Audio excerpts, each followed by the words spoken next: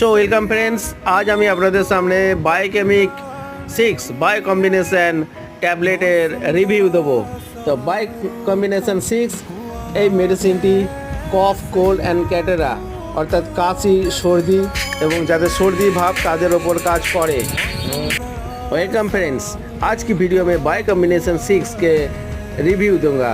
तो ये मेडिसिन कॉफ, कोल्ड या कैटरा यानी काशी, सर्दी और जो हमेशा जिसको सर्दी रहता है जिस चाइल्ड को, तो उनके लिए ये मेडिसिन बहुत ही बेहतरीन काम करता है। तो देखिए हमारे हाथ में जो मेडिसिन है ये SBL कंपनी का है।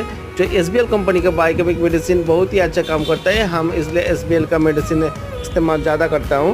और इसका जो कंपोजिशन में है देखिए, जो बायोकेमिक जो 12 सॉल्व मेडिसिन है उन्हीं में से फेरामफॉस, कैलीम्योर, मैकफॉस, नेट्टाम्योर और